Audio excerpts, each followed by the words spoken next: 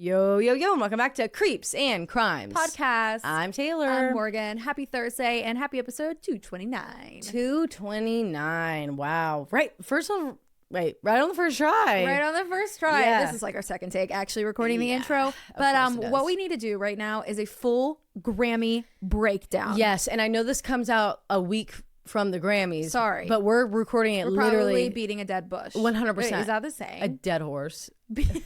I'm like, yeah, you know. Yeah, dead bush. Yeah. Just beating it with a stick. Beating it to death. We're probably beating a dead horse for most of you who are on TikTok. But we just have to discuss because first off, I haven't watched the Grammys in years, and the fact that I was like excited to watch it shows you how good music has been. Yeah, me too. That's what I was. Aaron was like, "You want to watch a movie?" I was like, "No, the Grammys are on tonight." I was like, "It's actually red carpet." So we watched red carpet, and then we watched from 8 to 10, and then I went to bed. Yeah. So I didn't see album of the year. I didn't see any of that, but I did see Chapel Roan, Sabrina Carpenter, Billy. Like I saw all their performances. Yes, I saw Doechie's performance. My God. Oh my God. Insane. I didn't watch red carpet. So you can do, I did all the way to the end. So you can do the front half that I missed. Okay. So, I mean, well, there wasn't really, the only tea of the red carpet was Kanye and Bianca Censori. No. We have to talk about it. What the fuck? No. What the hell? I've always thought really bad things about Kanye, but I've always given him the benefit of the doubt that he's clearly someone who is in a mental crisis and like really needs an intervention and help.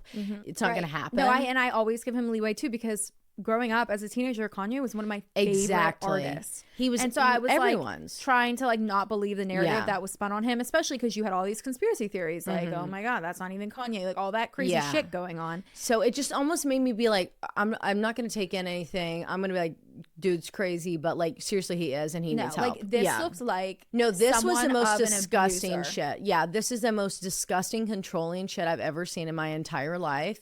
It was not art. It was you wearing a woman's body as an accessory is disgusting. Is not art. That is exploitation. And you can see like he like whispered to her, and she like kind of like looked back at him like, "Are you sure?" Yeah. And he was like, "Yeah." So she turned around like first, and then like, did it from her back, which is what I would do. I would want to hide my. And then she like fully turned around, and all of this happened, and they weren't even invited. Right. They showed up unannounced. Wait. Uninvited. I'm pretty sure. I saw that headline. Didn't they get turned away? I thought that they showed up on the red carpet, and then obviously they got kicked out because of the public indecency. But that they weren't. Well, they should both be charged. No, I agree, because if I walked around the street like that, I would get charged with public indecency. If someone who wasn't Kanye walked around with a boob out on live if women television. can't breastfeed in public, then that's not happening.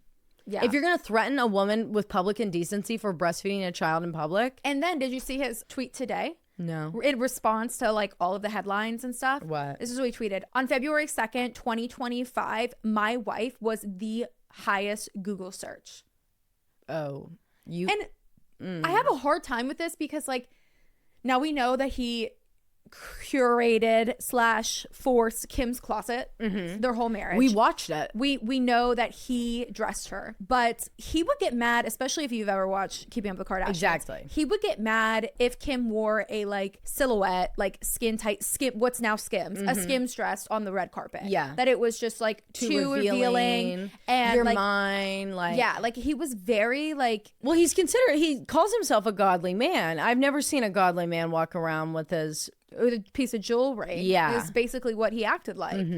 Like he's always been like modesty type of thing. Like I could go. I mean, that's why every single one of Kim's outfits her face was literally covered. Yes. Like, and there in the end, especially at the end. Yeah, it was just like controlling. No, that's not art. And even more upsetting is that like the last couple weeks now, I've been seeing clips of like him back in the studio finding music again with North. Like he's like finding his passion normal, again, his new normal with his daughter, helping her become an artist, a creator, a rapper. For this to happen. And then so I was like, oh my God, like he looks like he's on the up. Yeah. And then for this to happen is crazy. But yeah, crazy. Taylor from the future popping in here to say that obviously this was recorded prior to the Super Bowl commercial that he released, and I just wanted to add right here that everything that we said still stands. He needs serious help. I'm done giving him any leeway. Absolutely diabolical, disgusting. And anyone that claims to be a Christian as he does, or anyone that believes in God, would never, ever in a million years do the disgusting shit that Kanye has done. Letting you go back now on to the rest of this, but needed to give my 2 cents. Okay, next thing that we need to discuss. I mean, just like Taylor Swift's outfit, like mine on my thigh. The tee. I did love that. So cute. I did love that a little Apparently, the heels that she wore were only like $555. Really? Yeah. She's always Louboutin. I know, they weren't even Louboutins. Huh.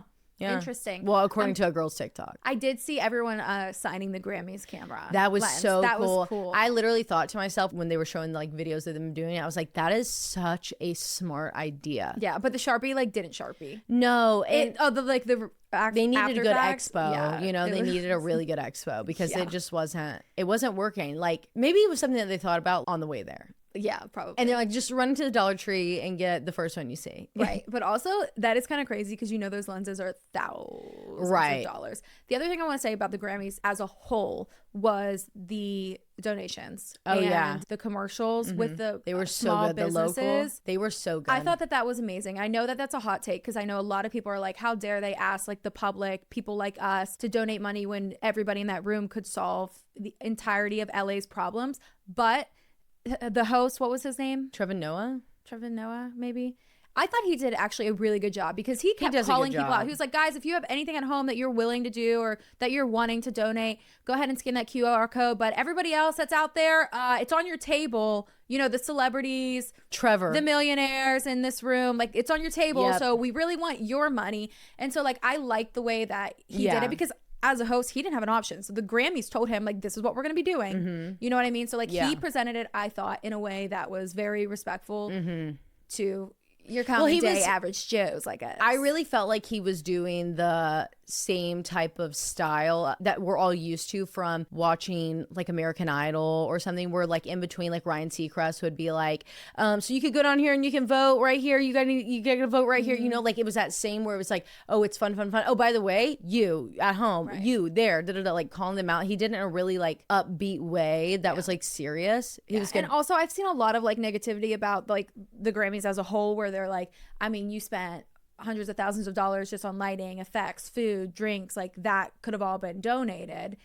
But if you guys listened, the centerpieces were a small business. Like they incorporated things all the into food, the Grammys. all the drinks were from local vendors. Exactly. And I think people don't, you know, or they didn't watch the Grammys and they're only seeing these clips. And they gave away all of their key commercial spots to local businesses that would have racked in hundreds of thousands of dollars for a Grammy millions. That's like a Super Bowl commercial. Truly. In the musical. And they filmed them all for them, produced them and everything. Like even had guest actors to exactly, or guest hosts. So good. They did a really good job. But anyways, as you bitches know, Morgan's birthday's coming up February 24th. It's my birthday month. We are stepping into Pisces season, and as we do every year, Morgan got a special gift. I have a little special gift from our dear friend Susan over at Angel Wings and Healing Things, the official psychic medium, angelic psychic medium. That is for you guys to get a surprise discount for my birthday. You're welcome, bitches. You're so welcome. Your code when you book is going to be CAC Pisces. This code is only valid during Pisces season, which we Googled earlier, but we believe off the top of our heads is February 19th to March 20th. We know it ends on March 20th. In order for this code to be valid, to get this special surprise discount from Susan, you have to call and book within Pisces season with the code. Your session can be after Pisces season, and it would still be valid. Season. You guys get how it works. I don't need to explain it to you. But CAC Pisces. Book it now until March 20th, we think, and get my surprise birthday discount. And you guys are welcome for being born right now in Pisces season. Exactly. So. Happy birthday, Morgie. All right. We're going to get into it. Yep. Okay. If you're driving, throw that shit on cruise control. If you got a glass, pour that shit up. And let's get creepy.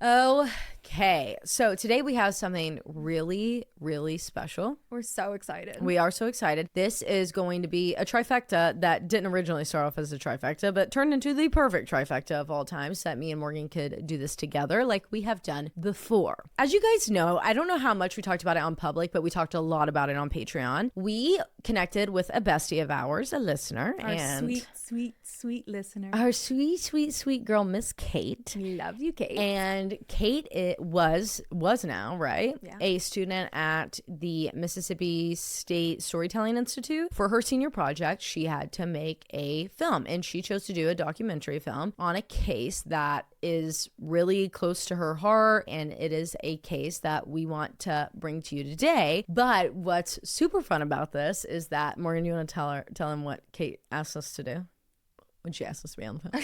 I'm like, what did I miss in an email? Do what? What did she want us to do? Yeah, so what's super cool about this is that Kate approached us and was like, hey, I love you guys so much. You're so cool. You're so pretty. Reach out to our manager too. Yeah, actually, she reached out to Maggie first, and she was like, you guys are so cool, so pretty, so fun. I love you guys so much. You're so smart. You're so cute. I would love for you to be in this film for my project for school. And we were like, okay, Kate, to be honest, at first I was like, yeah, Taylor, I can't. I'm sorry. You can do that, but I'm too scared. I can't do it. Anyway, of course, Taylor's like, you're doing it. So I did it. And Kate was like bending, like she was willing to bend over backwards. Drove she was from freaking Jackson, Mississippi with to her Knoxville. friends, her little crew that she had with her, and like a full-on little production had setup. Cameras, extra cameras that walked around and followed us. We had mics wired up our backs, like whole we were getting mic'd. It was so impressive. Crazy. We went and got coffee in the morning. Yeah, just and chatted. We sat down and we filmed in this very room with one of our listeners, Kate. Yep. And so you all should be so jealous. Yeah, so she jealous. Might be your favorite. Yeah, I don't know. Right now she's living somewhere else, like out of the country, and we're so proud of her. But I literally went on a whole thing on Patreon one day where I was like, God, I miss Kate. God, when's Kate coming back? Like, when is Kate gonna start emailing us again? Yeah, like what the fuck? When's she gonna hang out with us? Forget about us? Literally, Did Kate, she use us? Kate, we literally were like, we know of a place that would hire her, that she could do what she's passionate about in film and all the things, and then she could come here and be our assistant. We could pay her, and she could come live in Knoxville. We'd have so much fun. Kate, we love you so much, and we just loved getting to do this with you. You're so cool. And so when she released it, she had the premiere. We couldn't make it to the premiere because it literally, I think there was a wedding that weekend. Yeah, I don't even remember. One of us was out of town. Yeah, there was so much going on. It was right before Christmas, but we sent her a big bouquet of flowers, even though we like couldn't make it. And by the way, I literally was on the phone with the flower delivery company for an hour. I had to have one of Kate's friends that also came here draw me a map of the building and show how this driver could get in to the side building that they needed to get into. Like, it was a whole thing. But anyways, when she released it, she sent it to us and we were able to watch it, and it's so good. So good. And it's not super long. It's about 20 minutes. We're going to have it linked in the show notes. But one of the things that we wanted to do to promote Kate's incredible piece of art that she created that's dedicated to solving a case, which is so obviously so in line with us. We asked her if she would be okay if we covered it on the podcast and use clips of the interviews that she has in her documentary film on the podcast to, you know, give you a little teaser of what you could get over there. And me and Morgan, we spilled a lot of tea, to be honest, on her film. Yeah, we did. Oh yeah, we were dumping the tea out. Like, yeah, we sure did. Yeah, we did. We were feeling empowered. I also absolutely face planted right in front of Kate. Like, second most embarrassing moment of my life. It was so fun though. And so we're gonna cover the case that she covered on the she covered on her film. We're going to do it on the podcast today. We've added just like our research that she obviously didn't have time for in her film because she had a time limit. We have no time limits. No time limits here. So girls, boys, everybody, look, I was deep down in Ancestry.com yesterday. I had Morgan on Google Maps using mileage filters. I had a Post-it note where, you know how you can be like, this much is 1 mile. Mm-hmm. And I had a Post-it note I was marking out 2, 3, 4, 5, and then I was like connecting the dots on my computer screen. Yep. To like try to like find like distance. Yep. I'm literally sending Morgan like newspaper articles that Kate had clipped for us. I'm like, on this page, on this line, you'll find this. Da da da da da. Read the before and after, so you know. I mean, we were being crazy, and then we sent it to Kate. We had her approve the script and just like see if there was anything that we messed up on or she thought should be added there. She's literally like 5 5 hours ahead of us right now. We had to send it to her last night so she could approve the script, and we woke up to it this morning. It like came out like 4 a.m. We're really excited to share this with you, and we and hope... a little note for us too. Oh yeah, she did give us a little note. We sent her Google. This is the first listener ever in our docs. Kate, stay away. And I'm not gonna lie, Kate, the entire time I was like, this has to be perfect so that Kate can see it perfectly. I mean, me and Morgan can't be talking shit to each other. Bold, yeah, because we will. If we're doing a case together, we'll be like talking shit on the computer, and then we'll forget to take it out, and then we'll have to edit out the episode because we'll read it and we'll be like, wait, what the fuck are we saying there? And we also, like, if Morgan's like leaving a note for me, she leaves it for me in pink, and if I'm leaving a note for her in purple, or like if we're just making a comment, she does it in purple, like italics. And so I had to explain all that to Kate, so when she came in she could see what was going on. She did a great job. She mastered it. And everything. She answered our questions at the bottom. All of our questions at the bottom, and that's I'm excited. I'm excited for you guys to hear and it. she drew us a diagram. Did you see her diagram? Yes, I did. Because she drew it for us in the studio. Yeah, she did. And I tried to find it because it was on my notebook and I couldn't find it anywhere. Yeah, well, I know. Probably in that missing I had to get a new section one. That you've and been... guys, Kate's actually this is not the first time Kate's done us a diagram. Kate was the dead deer emoji. That's framed in my office. Yeah, that's literally framed in Morgan's office. And I'll never get rid of it. So the second that Kate told us that about herself, we were like, it was destined for us to do this together. So anyways, this is going to be the case of Sara Jane Manker. Today, our story takes place in Clarksdale, Mississippi. This is your classic, everyone knows everyone type of Southern town. The rumor mill is piping hot. The church pews are filled. And the higher the hair, the closer to God.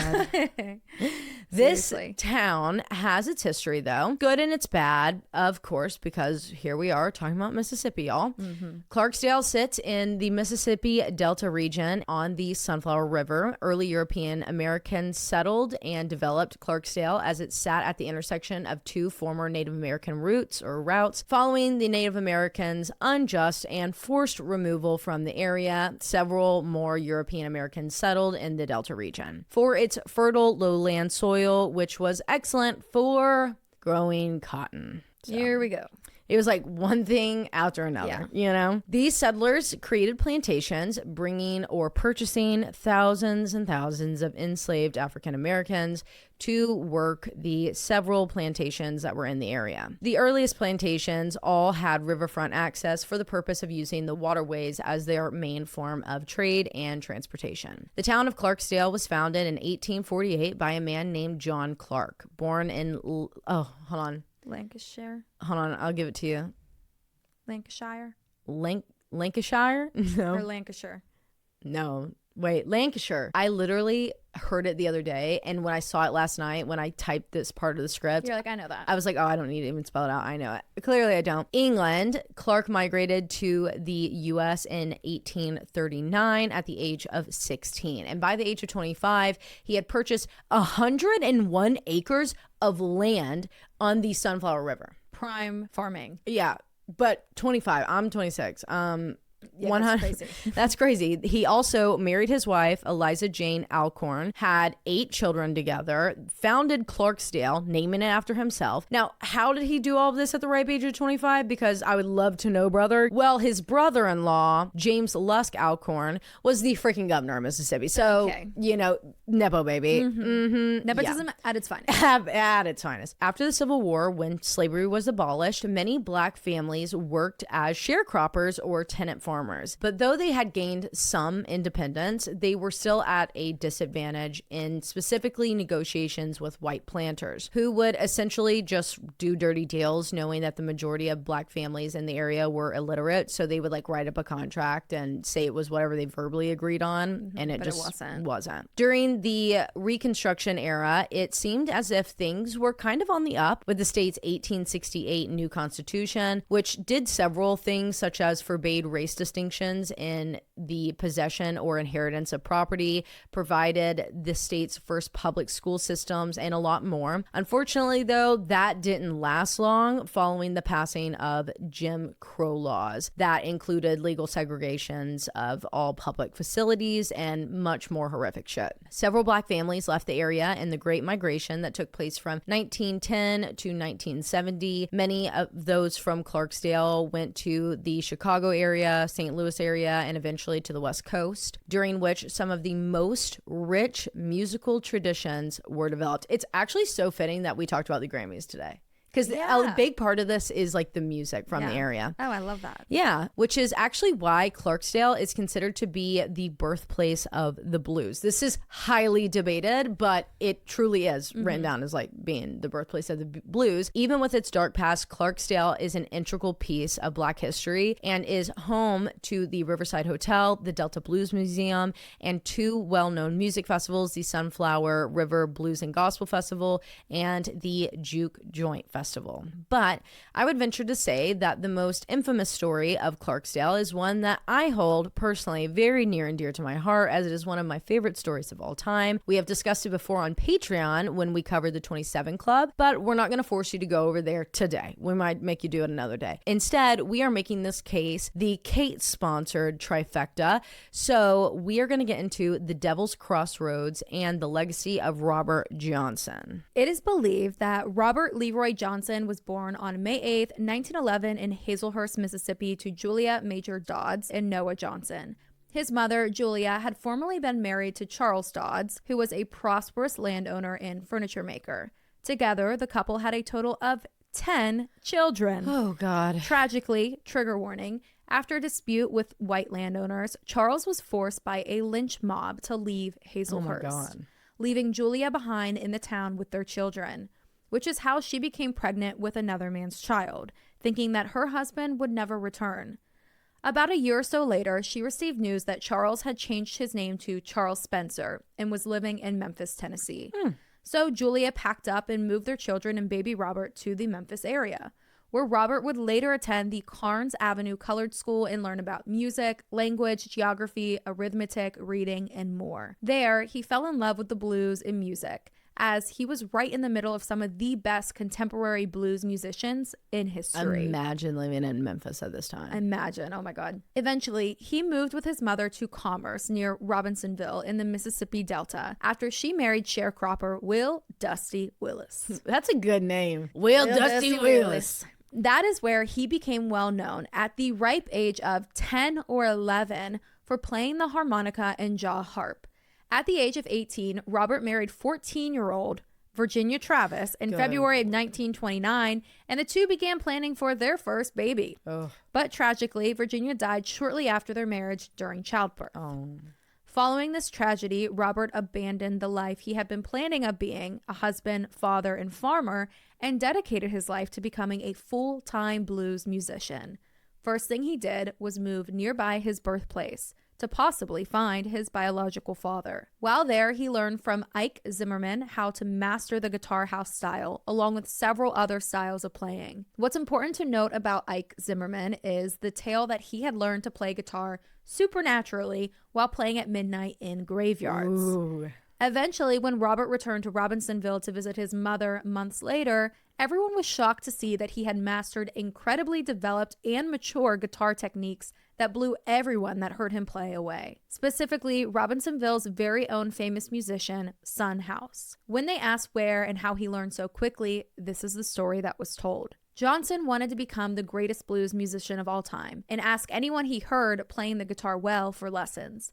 After weeks, he was getting the hang of it, but he wanted more. Recognizing his want and passion for music, some people like to say it was Ike Zimmerman, instructed Robert to take his guitar to a crossroad near the Dockery Plantation in Clarksdale at midnight. This specific location varies between 4 locations, but Dockery is the most common to be reported. So Robert did just that. And when the clock struck midnight, he was approached by the devil, who took his guitar, tuned it, and began playing songs. After completing a few songs, the devil returned the guitar to Johnson, granting him mastery of the instrument, but in exchange for his soul.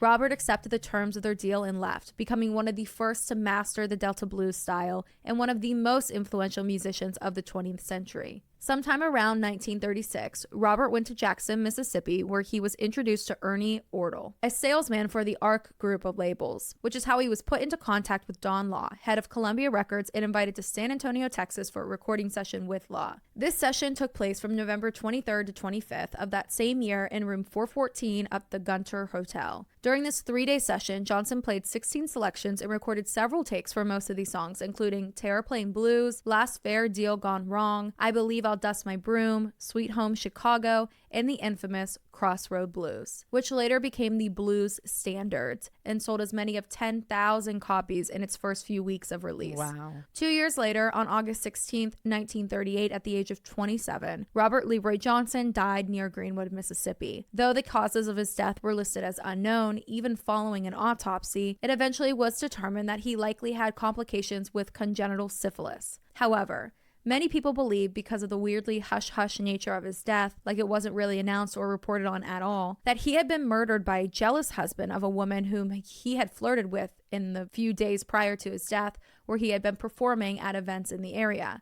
According to his friend and fellow blues musician David Honeyboy Edwards, Honey Boy. Johnson had been flirting with the married woman at the dance when she came up to him later with a bottle of open whiskey, quote, from her husband. Ooh. Robert took the bottle from the woman and lifted it up to drink it.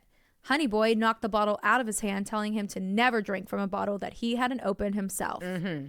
Robert picked the bottle back up and said, "Don't ever knock a bottle out of my hand." The woman returned with yet another already open bottle, and this time Robert accepted and drank it. Honeyboy Edwards said that later in the evening, Robert got very ill and had to be taken back to his room in the early morning hours. For the next 3 days, his illness worsened. He was in severe pain and experienced convulsions, according to witnesses that were caring for him before he died. Many believe that the bottle was poisoned with strychnine. Oh, I know. I never heard of her before you did Henry the and Wizard. I got corrected on the pronunciation at work, and now I forget what they told me it was. Strychnine, right. I think. Strychnine. Anyway. Among the several other theories of the true case of Robert Johnson's death, there is also the account from Dr. David Connell in 2006, who claims, based on photos and recorded stories of those who knew Johnson, that he may have had Marfan syndrome, which is a multi-systemic genetic disorder that affects the connective tissue, thus could have both affected his guitar playing and contributed to his death due to aortic dissection. However, it is said that due to the fame he had obtained at the ripe age of 27 and legacy that he had already created for himself, his contract with the devil was up and the price had to be paid. The 27 Club. He's the first 27 Club member. I think that's why we talked about it. I don't know why I love that story. I just think that music is so spiritual that, like, I wouldn't be surprised. Right, no, me neither. Like, I like, go to the crossroads. I went there, devil's there, hands it to me. Like, here you go. Right. And also the way he learned to play, like, overnight. I mean, obviously it wasn't overnight, but he mastered brand new creating techniques yourself and, like, learning from the best in the area. Such a young age. And then being in that, like, circuit, like, that was, like, the traveling places that all these huge musicians would go, specifically black musicians, early rock and roll and, like, blues. And oh my God, like, we learned all about it in our history rock class. Morgan doesn't know. I know.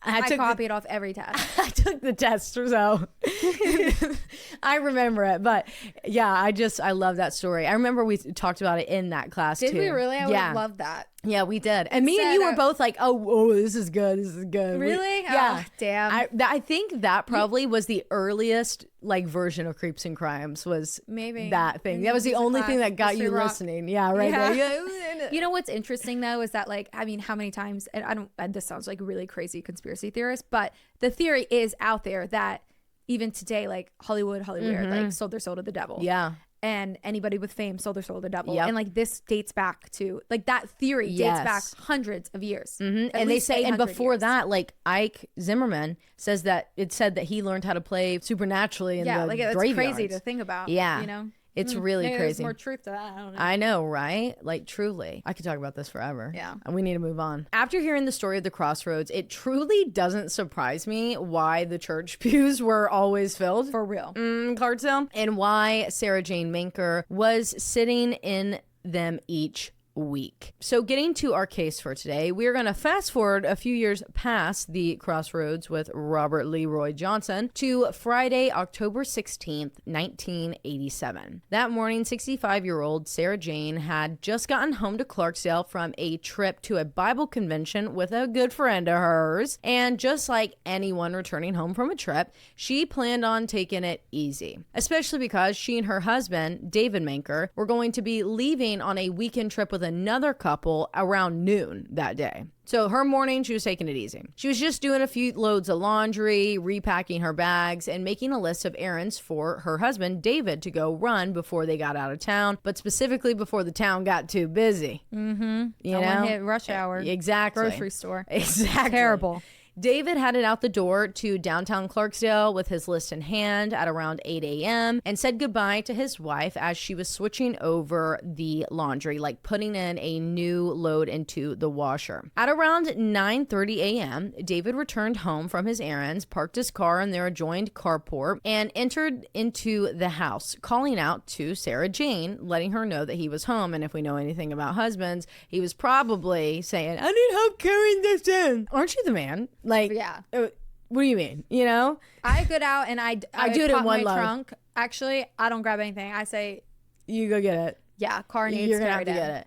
I don't even bother. I yeet it all in one trip so I don't even have to worry about it. I do unless there's a watermelon involved, then I'm done. That I can't. I can't. If there's a cat litter box. Or like a big jug of a drink. If there's a milk jug, I'm not carrying that. You got to come get this. Okay. Anyways, we'll move on. So when Sara Jane didn't respond, David took a few steps more into the house, but then he steps in something, like something was wet beneath his feet. He looks down only to see a puddle of water underneath him, and it was tinted this red color. At this point, he is realizing that the reason he probably can't hear Sara Jane if she's calling back out to him is because all he can hear is the sound of rushing water, as if a pipe had burst in their laundry room. He walks through the laundry room from the carport door, through the laundry room, out into like the kitchen, into the like main area of the home. He is yelling out for his wife. Still no response that he can hear. As he begins to make his way back to the laundry room to go look in it for her, which seems to be the source of the water flooding the home, he switches gears and instead he rushes outside again to turn off the water to the home. He re-enters the home, calling out to Sara Jane with, again, no response. He decides to enter the laundry room where he had seen her last. This was located just to the left of the home's carport entrance,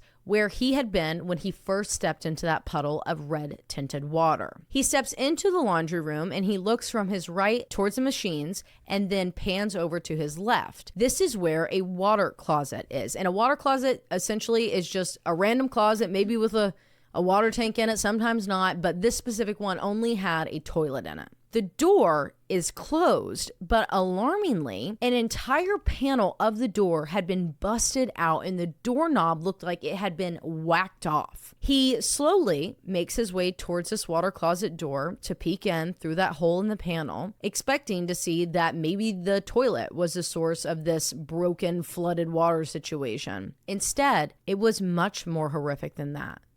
Through the hole, David Manker saw the body of his wife, 65-year-old Sara Jane Manker. She was slumped over a busted porcelain toilet covered in blood, and water had been spewing from the busted water pipes. In a panic, David forced the door open and grabbed his wife, sitting her upright, at which point he realizes that she no longer has a face. In his panic, he picks up her lifeless body and drags her out of the water closet and to their kitchen floor, where he lays her on the ground and checks for any signs of life. But there was nothing.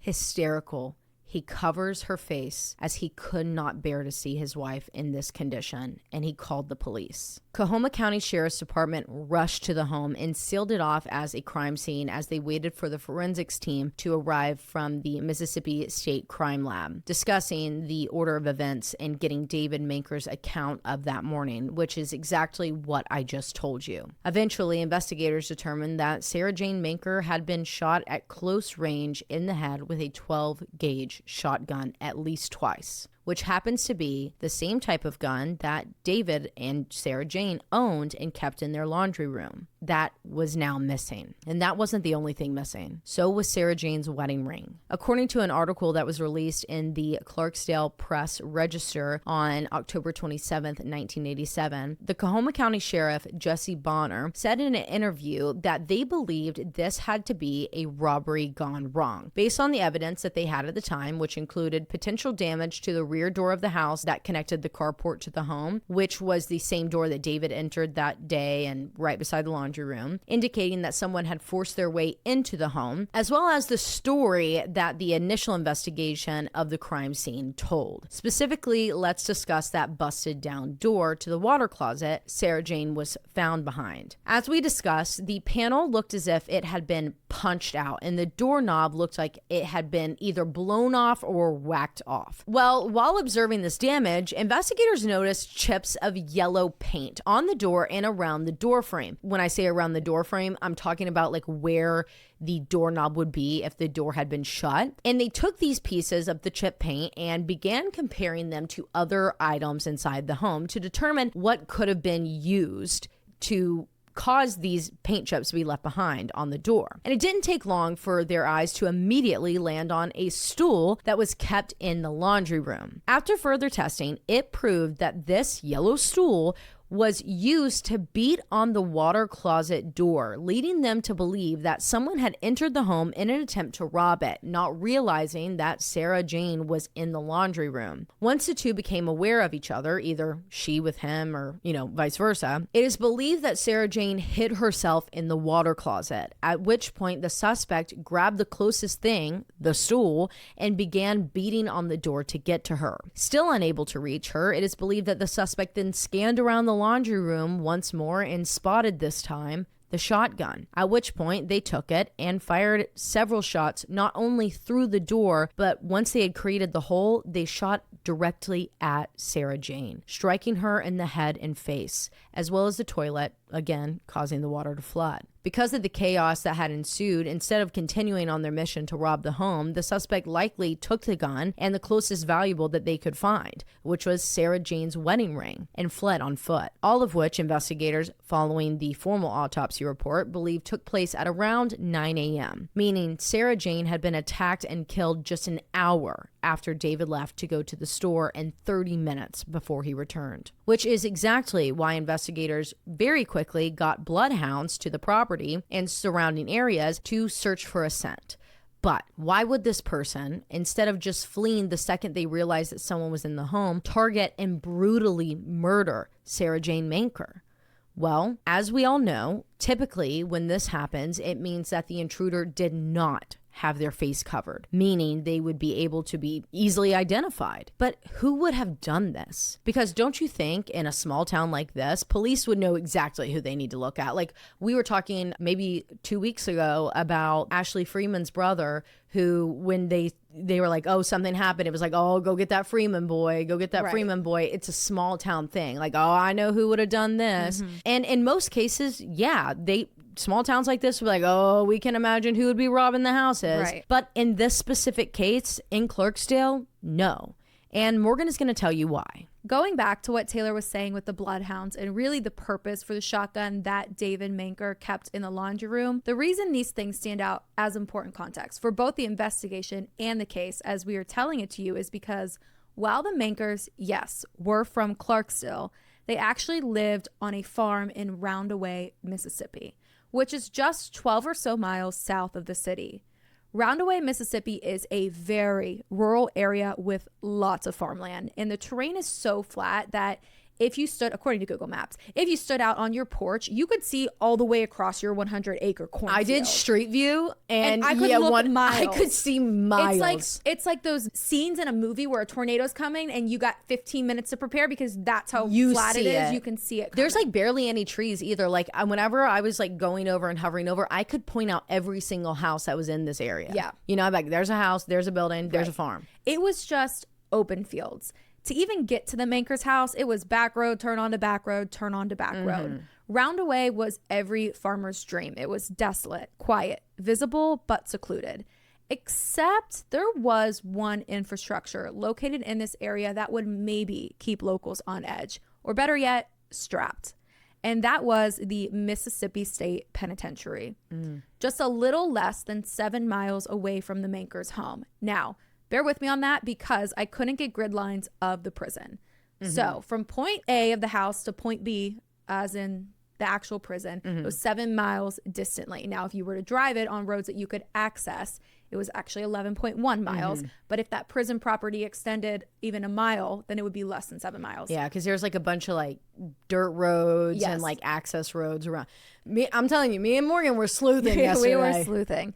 The Mississippi State Penitentiary, or the MSP, was founded in 1901 in Sunflower County, covering about 28 square miles or 3,700 acres.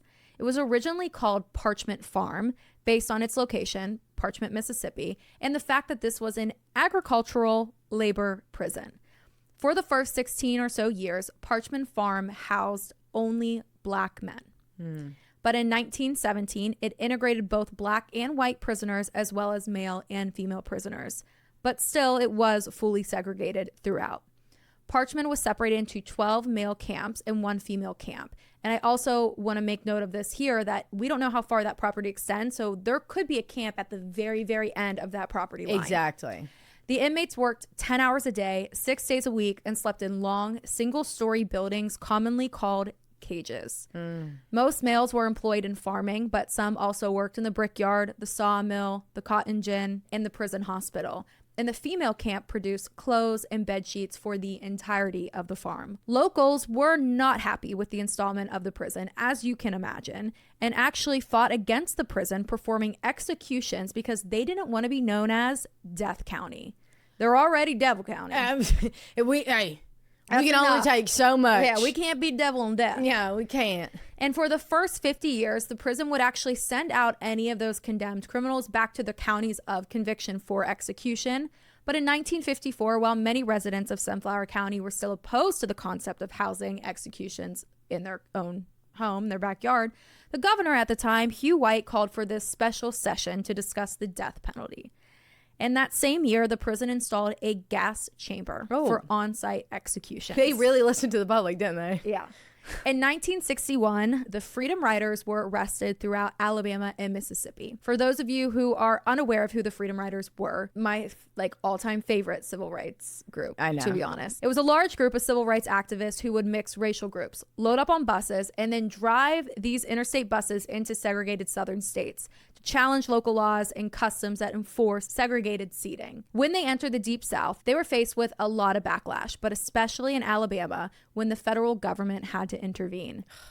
Well, the governors of Alabama and Mississippi got together and they decided that they would protect the riders in exchange for being allowed to arrest them. Like, protect them from the mobs and the riots and arrest them. And we'll keep them protected in our prisons and in our jails. Specifically, the governor of Mississippi at the time, Ross Barnett, did not permit violence against the protesters, but arrested the riders the second they reached Jackson, Mississippi. 163 Freedom Riders were arrested and convicted in Jackson and sent to Hinds County Prison, but to make the protesters as uncomfortable as possible, they were transferred to Parchment, or the Mississippi State Penitentiary, and put to work. The first group sent to the farm were 45 male Freedom Riders, 29 black, and 16 white. Oh my God. This is when a countrywide call goes out, and I love this, to keep the Freedom Riders going and fill the jails of Mississippi. They're like, okay. All right, cool. I'll go get arrested. Send more buses. Let's go. Yeah. At one point, more than 300 Freedom Riders were imprisoned at Parchment. And as you can expect, they were treated terribly. Oh, yeah, I know. Dehumanized, stripped of any self-worth. They wouldn't receive the basic human necessities like the other prisoners. Governor Barnett told the farms to, quote, break their spirits, not their bones. In 1970, a civil rights lawyer, Roy Haber, began taking statements from the inmates, which ran about 50 pages discussing murders, rapes, beatings, and other forms of abuse inmates suffered at Parchment. This was taken to a federal district court in 1972, where federal Judge Keedy found that Parchment Farm violated the Constitution and a reform was needed ASAP. Yep. So the for-profit farming system was removed, and they also made, even as early as 1912, they were bringing in $400,000 in agricultural profiting. Wow. So the for-profit farming system was removed, and in 1985 the name was changed from Parchman Farm to Mississippi State Penitentiary. Also around this time, Mississippi State Penitentiary housed over 4,000 prisoners. Now, besides the horror behind the walls, one thing we do know is the lack of walls. Early in MSP history, because of how remote it was and the vast size of the Parchman Farm, a quote sophisticated system, end quote, of walls and fences was considered unnecessary. Okay. Meaning the possibility of an escapee around the time of Sara Jane Manker's murder was very likely. Yeah. Now, majority of the escapees from MSP were not released to the public because the public was already pissed that the prison was there. So if someone was escaping, they were keeping hush-hush. But what we do know is that even to this day, inmates are finding ways to escape MSP, even as recently as December of 2024. Shut up. Which was some of the first thoughts from the locals when Sara Jane Manker's death hit the news. Coahoma County Sheriff Jesse Bonner, with no suspect in sight, turned his attention briefly to the possibility of a nearby prison escapee, like everybody was thinking. Right. Hence the bloodhounds. Unfortunately, the weather had been so dry in the area in the days leading up to the murder that finding any sort of evidence near the house was very difficult. But after a prisoner count at Parchman that revealed that there were no inmates missing from the facility at that time, and a whereabout check of all known violent felons in the area, they had no other choice than to shut this lead down. You know, I also read that now Mississippi State Penitentiary, but Parchman, I didn't realize that I just thought that was the name of the town. I didn't realize that they were saying that was the name of the facility.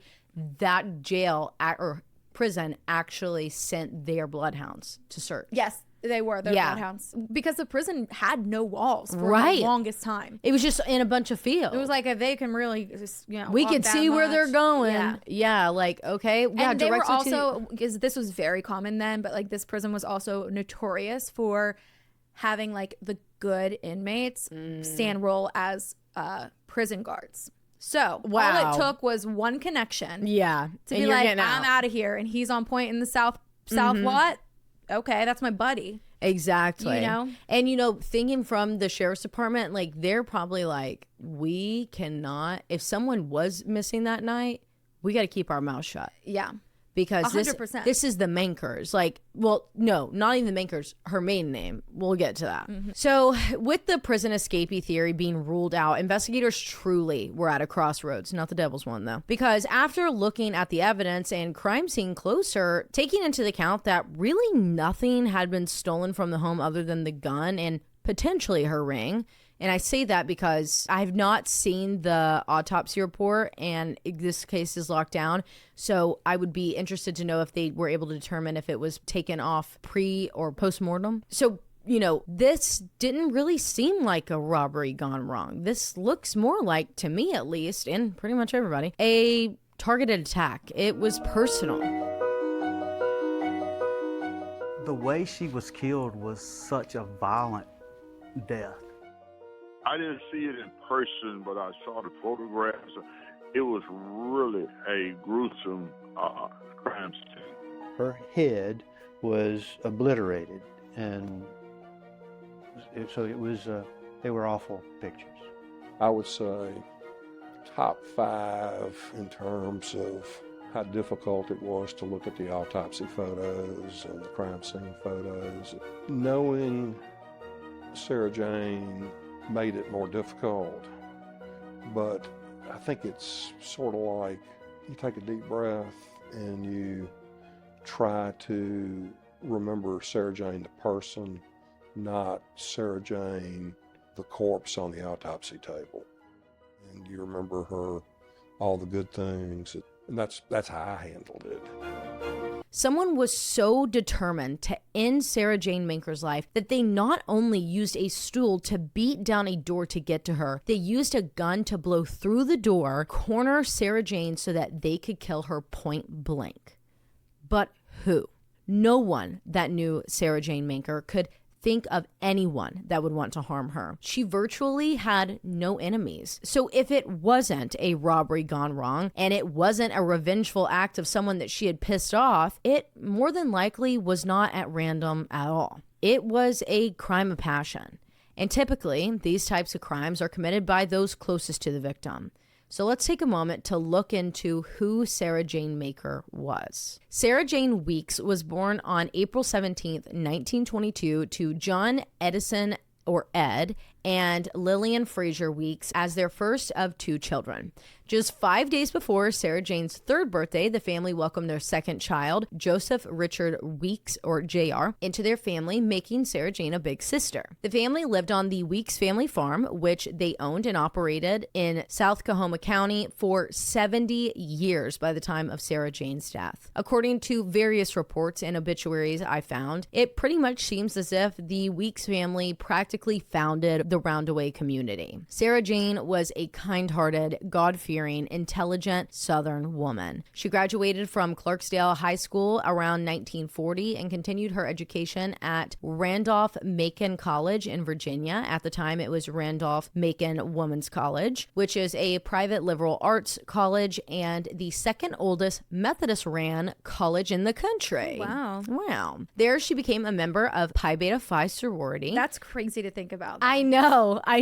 And Sara Jane then, like halfway through, transferred to Vanderbilt University in Nashville, Tennessee, which is where she met and fell in love with David Steffner Manker, also a Vanderbilt student. Born on September 16th, 1921 in Chattanooga, Tennessee, to David Sr. and Virginia Manker, David was their first of 2 children, with his little sister, Margaret, born about 4.5 years after him. David graduated from Chattanooga High School and began working at the Hamilton National Bank before enlisting in the U.S. Army Air Force in 1942. During his service, he was a B-24 pilot in England with the 8th Air Force 458th Bomb Group 753rd Squadron. I literally don't know what any of that means. Completed 31 combat missions and flew fuel to France for General Patton's tanks, for which he was awarded the Air Medal with Clusters and Distinguished Flying Cross. He then became a B-24 instructor at Smyrna Air Base, now known as Stewart Air Force Base, just southeast of Nashville. Actually, I have family that lives over there, where he eventually was discharged as a first lieutenant in 1945. He then enrolled at Vanderbilt University, which again is where he met Sara Jane Manker, and they got married on Saturday,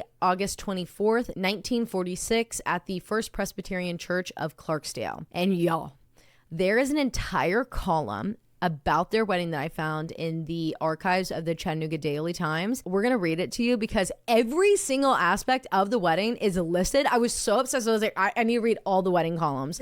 So Morgan, can you read it for us? Yes. And I just want to note, whenever I was scrolling through this, I saw this picture and I saw the above line. Morgan, can you read this for us? And I was like, did she want me to read the red? Like, I was like, what is that? Like, is she asking me to like decipher for me to be like, I can't decipher that, obviously. And you'd be like, yeah, no one can. And I see where we're at now. That was just your highlight and your cross out. Yeah. You don't have to read below her picture. It's just like the description saying that it's her, but the column on the left side. Okay, so David Manker and Sara Jane Weeks united in Clarksdale, Mississippi ceremony. Groom, ex-airman, is alumnus of CHS. Roundaway bride's home is scene of reception. The marriage of Miss Sara Jane Weeks, daughter of Mr. and Mrs. John Edison Weeks of Clarksdale, Mississippi, to David Steffner Manker of the city, was solemnized yesterday afternoon at 5 o'clock in the First Presbyterian Church of Clarksdale. The ceremony was performed by Dr. C.E. Mount. Nuptial music was presented by Miss Shirley Ann Cannon, organist, and Miss Marcia Shell, vocalist.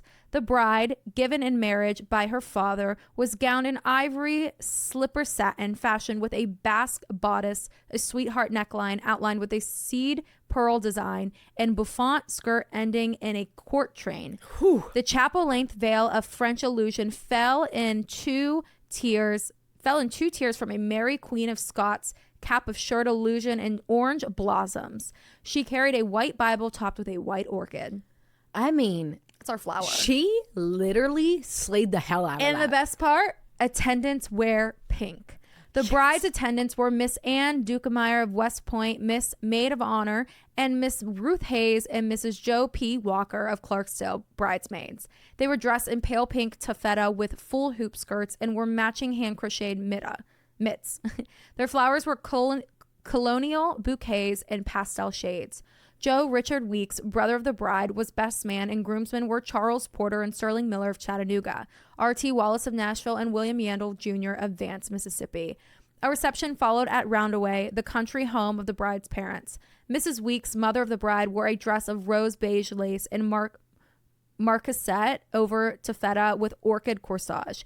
Mrs. Virginia S. Manker, mother of the bridegroom, was in black lace over taffeta. Am I saying that right? Taffeta? I don't know. With orchid corsage.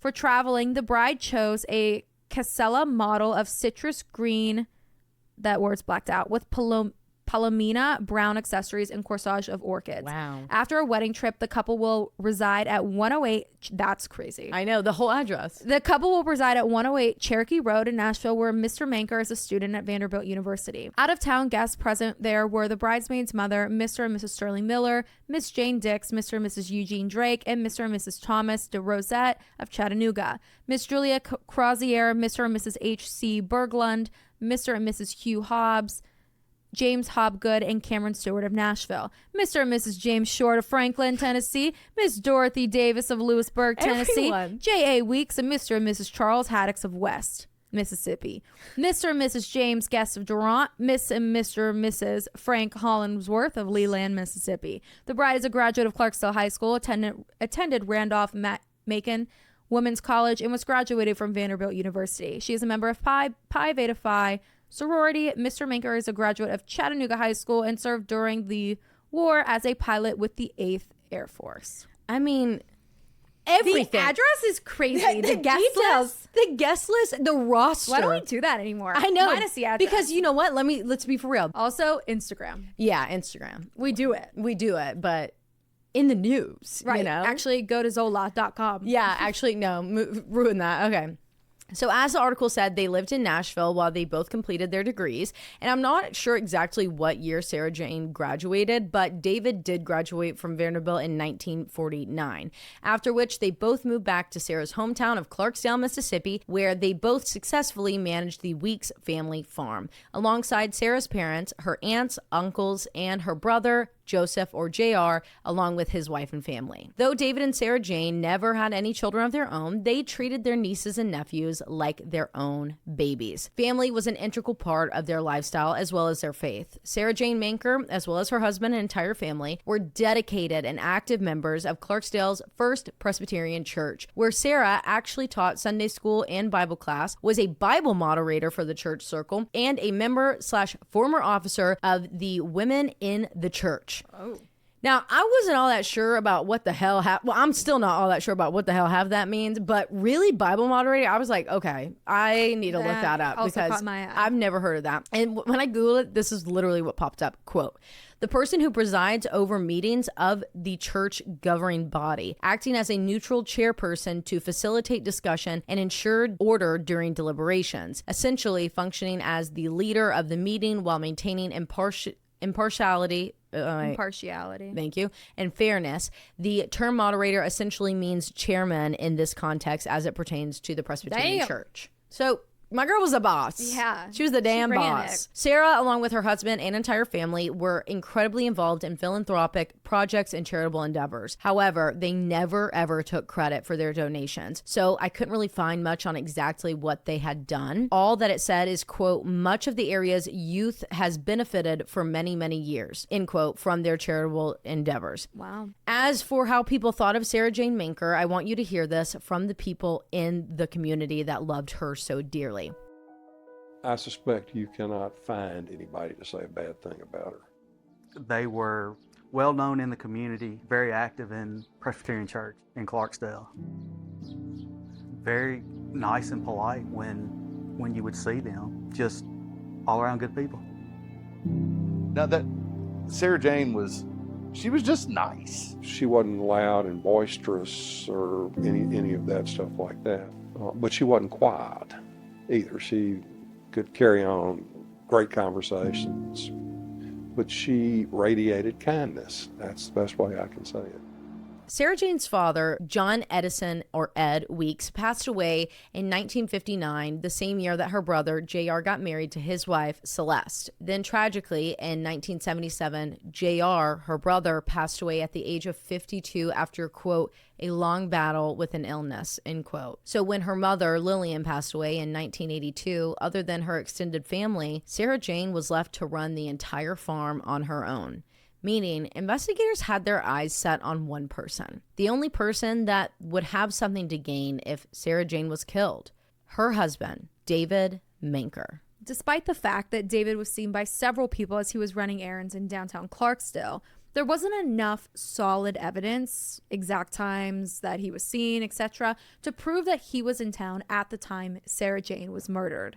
But investigators didn't really zero in on him until they looked into two crucial pieces of evidence. Number one, the water in the house and his clothes. First, let's discuss this water situation. When first responders arrived at the house following David Manker's call just after 9:30 a.m., the washing machine was emitting a loud buzzing noise, indicating that it had been forced off during the wash cycle. Now, this is important because, according to our great friend, Google, most washing machines in 87 would take about an hour, sometimes a bit over, to complete a full cycle. According to David, when he left to go run errands at 8 a.m., as he walked out the door through the laundry room to the carport, he said goodbye to Sara Jane as she was putting another load into the washer. Meaning, at approximately 9 a.m., when investigators believe she was attacked and killed, that load would have been about to be done. So she was either in the process of taking out that load, adding a new one, or still waiting on the one she had put in at 8 to finish up. Now, I know that's a bit confusing, so let's just put it like this. Either way, the machine probably wasn't running by the time she was attacked at 9 a.m. Well, because of this being so important to the timeline, investigators took a look at the washing machine's water levels. And while doing so, they discovered that the water levels did not corroborate David's story about when he shut off the water to the home. The washing machine had been prematurely cut off during the cycle and the clothes were sopping wet. Next, investigators collected the clothes that David was wearing when they arrived at the scene that day and sent them off to forensics, during which they found blood spatter on the shirt. Well, when they held it up to compare it with the door with the missing panel, they realized it was like a puzzle piece that matched the blood spatter on the door. This can be kind of hard to understand, so let me explain it like this.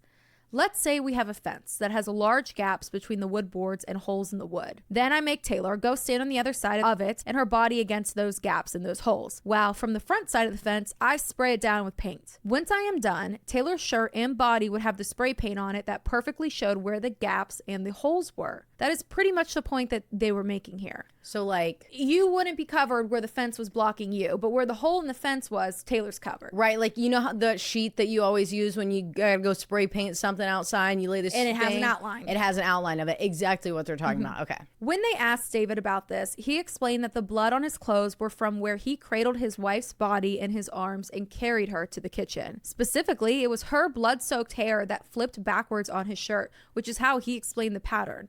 But here's another thing. Mrs. Sara Jane Manker had short hair in every single picture that we have seen of her. So that short Southern classic 65-year-old woman hairstyle isn't going to create much of a flip, if you know what I mean. Another thing, going back to the bloodhounds, one interesting thing that is noted in most reports of the part of this investigation is that the dogs found that, quote, no stranger had been on the property in the time leading up to or immediately following Sara Jane Manker's murder.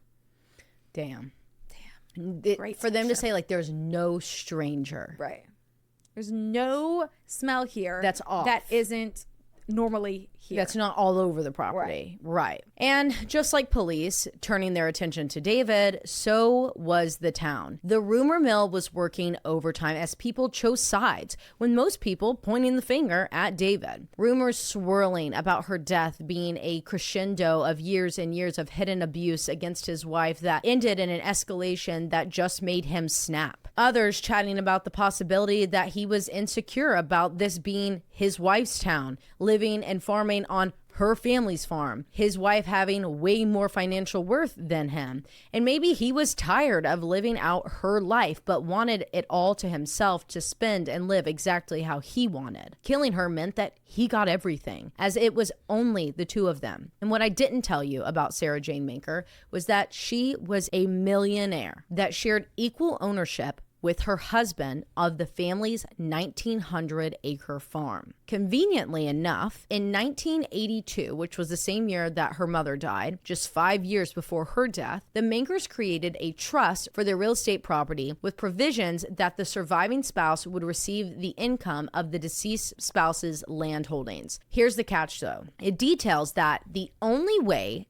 David, as a trustee of the estate, could sell the land formerly belonging to Sara Jane Manker was if, quote, he was in need and had no other assets, end quote. But what really did everyone in was the fact that he had very quickly jumped into a new relationship with another woman named Jean from Elizabethton, Tennessee. Now, according to the articles that have Jean's sworn testimony in them, she claims that the two of them met in Atlanta for the first time on July 4th, 1988, while he was there visiting and tending to Sara Jane's elderly aunt. Jean apparently often visited the nursing homes through like a church program and had become very close friends with Sara Jane's aunt, which is how she and David were introduced. But weirdly enough, there is a residence card that I found registered to Jean from 1984 with her maiden name that lists her as having a Clarksdale address.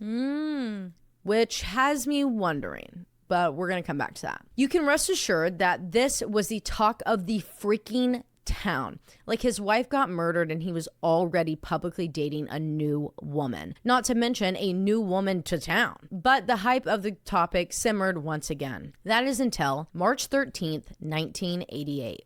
17 months after Sara Jane's murder, when David Manker was arrested for the murder of his wife.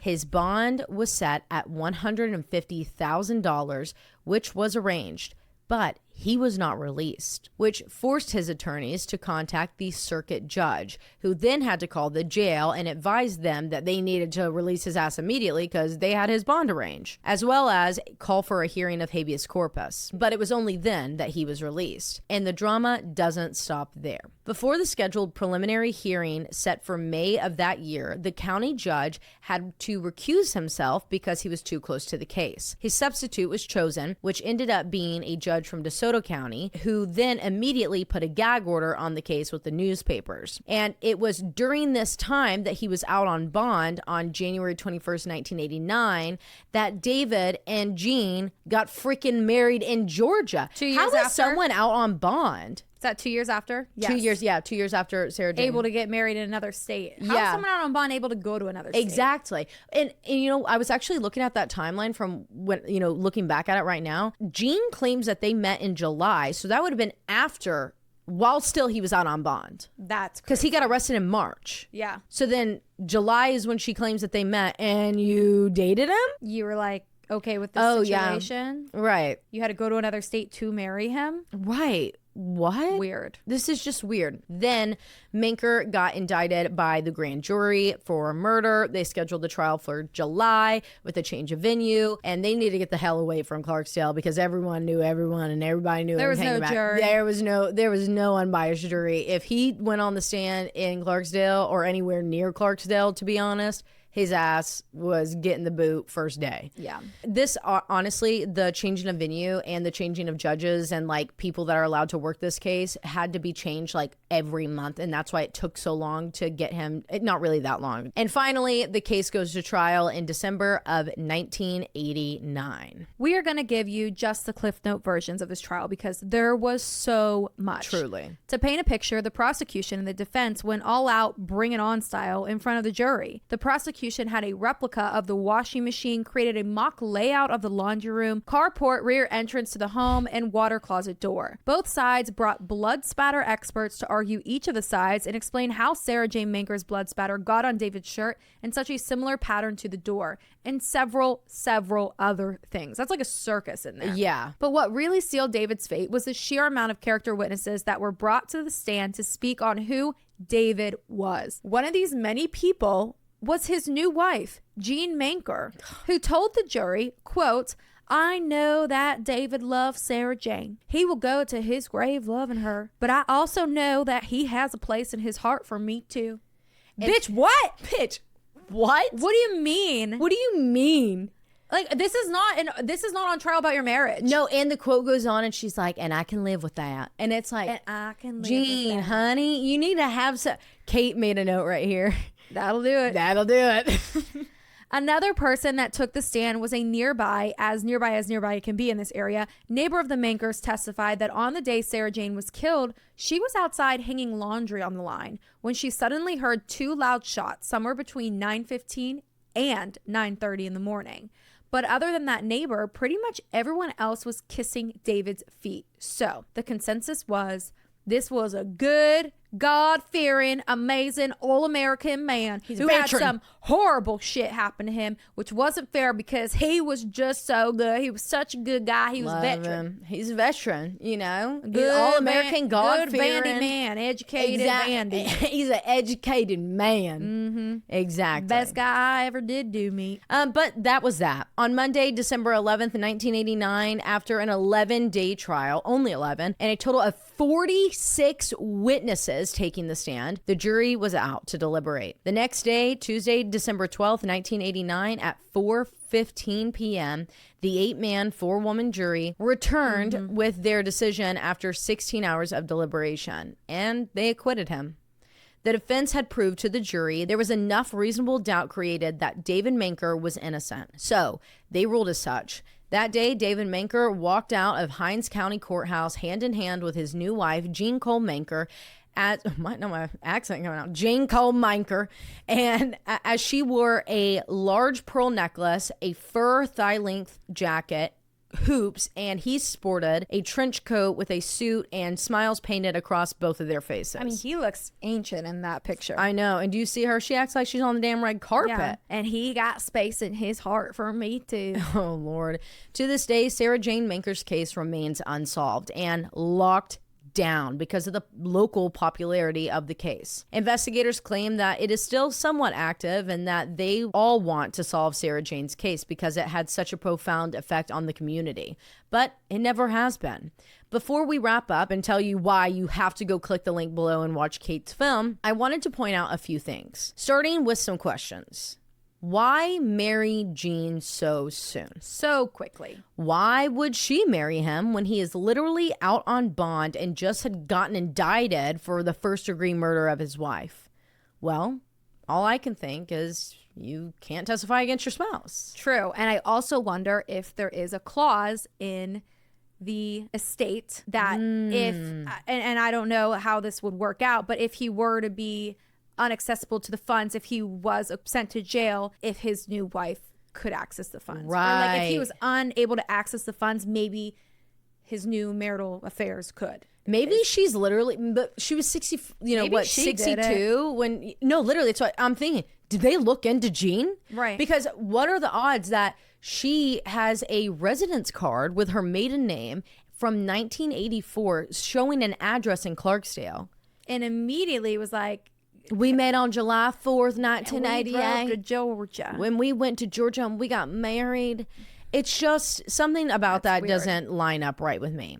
I just find it so odd that she has that record from 84 and claims to have only met him in 1988. Also, she had been friends with Sara Jane's aunt for years by the time she met David in 1988. And from what I read, Sara Jane and David often went down there and would stop in Chattanooga and go visit his family. And also, if you're friends with an aunt, then you're well aware of how who's much taking care of her and who's got the money. Exactly. And if you want the money, you make your ploy.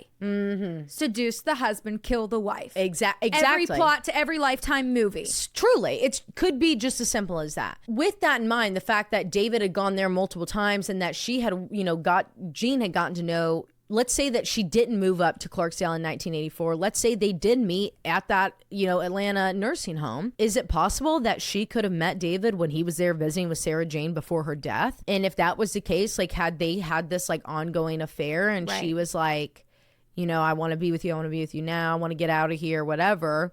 We may never know. But if you're curious and want a lot more, you can go watch the amazing documentary from our amazing bestie Kate that is going to be linked in our bio or show notes below. Kate was our number one source 100%. For this episode. This was all of her research, months and maybe even years of research and hard work. So she does interviews in this documentary with locals, law enforcement, attorneys, friends. She went to the home where Sara Jane was killed. And she was so passionate about this case that she dedicated her entire senior project to advocating for Sara Jane Manker. So please, please, please, guys, go give it a watch. And yeah, again, because we are very narcissistic, Taylor and I are also in this too. So yes, 100%. You have to go watch. Just makes a little. We did something fun. Go look. Yeah. It's sad, but like, go look. But. Yeah, and great job, Kate. Guys, I'm not kidding you. Like the amount of research that she put into this. And I remember whenever we were trying to get our scheduling out, she was like, I'm so sorry. I'm just trying to meet with the judge. I think it was the judge and someone else that was like law enforcement. And she was like, but I'm running into all these roadblocks. And she never fucking gave up. I know. She never stopped. Do you remember that? She was like, I'm just waiting. Once I get with this, I'll set the date. And there was still a gag order on the case. So there was like a lot of shit that she couldn't even access. Like the autopsy report was one of them. So she had to go the longest route where you have to go through every single newspaper from the area at this time, years later, following to see if there's any updates, interviewing the detectives. And, the detectives, they were only that are, some of them that were interviewed on here. Half of these guys were like 8 when this shit happened. But that's how prominent the Weeks family, but Sara Jane Manker was in the Clarksdale community, and how badly this shook it. Because when you're in a small town like that, when some shit happens like this, it's crazy because you're like picking sides and then you're like the police are in on it. And we've seen it time and time again through Taylor's cases that when a small town and the rumor mill picks up, tunnel vision for police officers. Truly. They can't look past the rumor mill. No, and they get this like crazy pressure on their wives when they come home, on their husbands when they come home, from their neighbors being like, are you ever going to solve this? Da, da, da, da. So then they just panic. What will we paying y'all for? Literally, like, you fucking made my tax dollars. Yeah, literally. What are you doing with my tax dollars? Eating donuts? Literally. That was probably the comment of the year. I know back then. It was. Eating donuts, chasing down prison. I never understood that. Escapees. I never understood the donut and the cop relation. Because the donut shops used to be 24 hours. For police officers? Yeah, just like for everyone, like donut shops. So you could drive through and go get donuts. Like when they're on patrol at night, that was the only thing that was open back in the day. Oh, okay. Yeah. That's where that came from. That's where that came from. Of course, I have looked that up before. Like, it's one of those fun facts. If anybody needs some stupid shit that no one really needs to know about, I got it locked and loaded in here. But yeah, Kate, this was so good. I hope you guys go watch it. Of course, we're going to have like little snippets that you've already heard throughout here. I don't know yet because I'm doing it in post-production other than a few spots that we called out already. But go watch her documentary. She did really good. And so good, guys. She did so good. So, and that's your besties. Support your besties. Besties support besties. Of course. Okay. We will see you guys on Tuesday. See you on Tuesday. Love you. Bye. Bye.